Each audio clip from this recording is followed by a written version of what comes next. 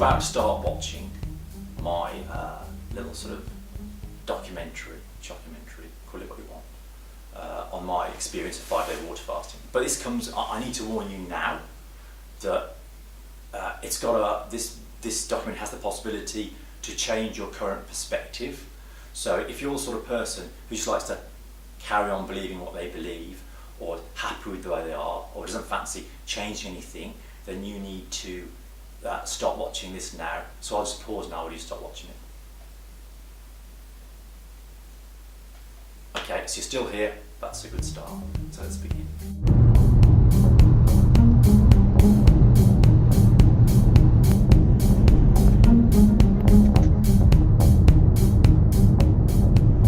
Basically, I wanted to see how my body would react physically, and also how I might react psychologically, because the thought of going for 5 days with no food kind of freaked me out when I thought about it before I started.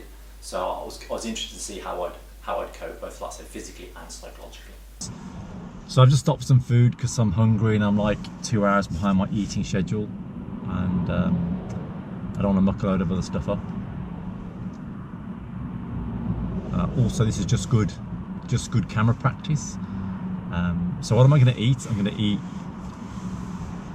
some of this, and I'm going to eat some of this, and I'm going to eat some of these, and then hopefully I'll get cracking again. I'll have another break in probably about 3 hours, and that will get me somewhere where I need to be.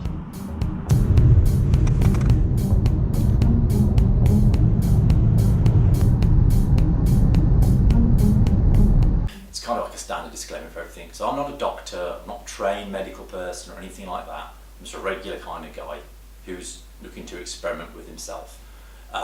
So that's it. No, I'm not a doctor. But in a way, I think that might be advantageous, because I haven't got this standardised approach. I learned to have a textbook, and this is the way it is type of view. So in fact, I may know more than doctors when it comes to this particular field, because this is what I study.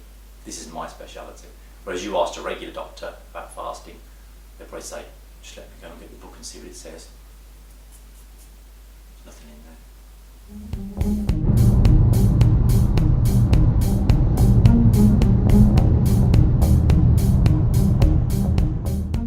there. Okay, good morning. So this is the second phase of my journey, which should be a lot better than the first phase of the journey, which was just M6 stop traffic. I've taken my vital readings this morning, so I've got my blood glucose, body weight, blood pressure, ketones, all those things, which are all normal, and that's kind of what I expected. So crack on now, head to the ferry. What experience do I have that qualifies me to advise others while I have no qualifications?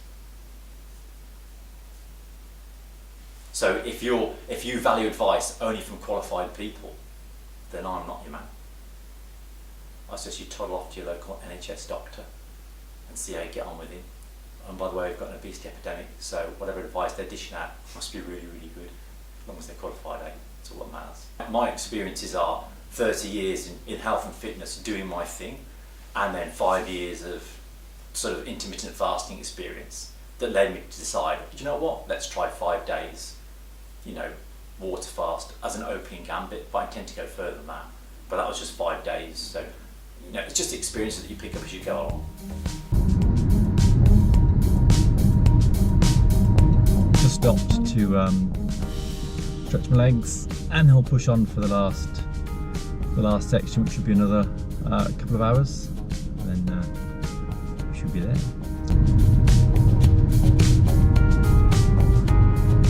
You don't need to listen to me. You don't need to do anything. But I would say, if you watch this and listen to what I have to say, there's a good chance that there'll be something interesting in there, something that might just change your current perspective or your current point of view, which might work to your advantage. So I think there's definitely some benefit in listening. You want to know why you come to Scotland to do your fasting? Check this out.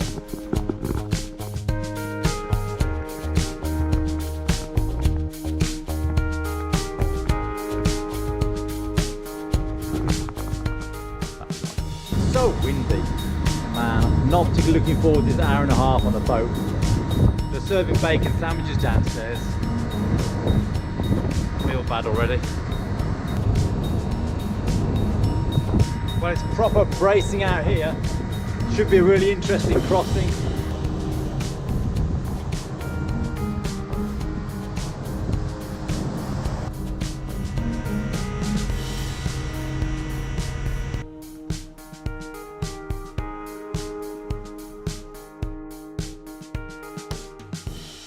Man has been doing fasting for thousands of years, for periods way longer than 5 days.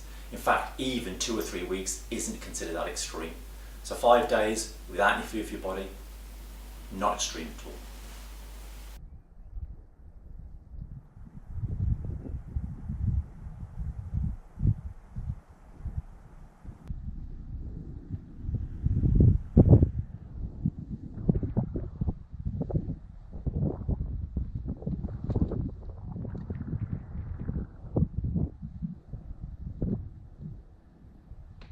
We've arrived in the bothy.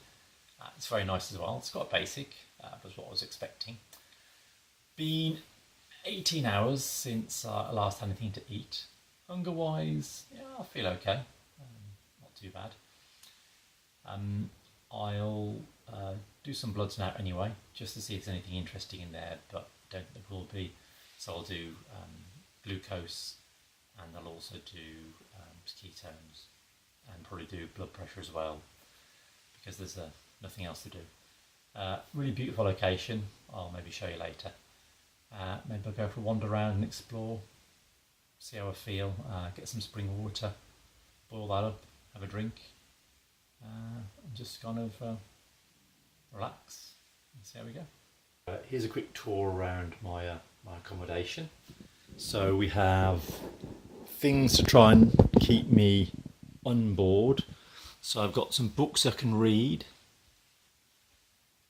and I've got a Hoover I can use. So if I get really bored, I can do some hoovering. It's only a very small little place, because it's only supposed to be a small place. Some cooking things, which I won't be using until Thursday night. Seems so far away. Somewhere for me to sleep.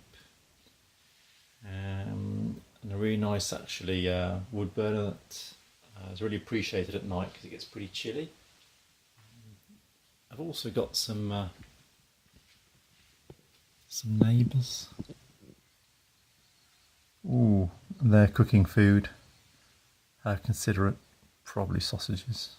That's the end of day one, just over 24 hours. Don't feel too bad, a little bit hungry. We'll go to bed now, get up tomorrow and do some tests, see how we feel and see what some of the numbers look like. Okay.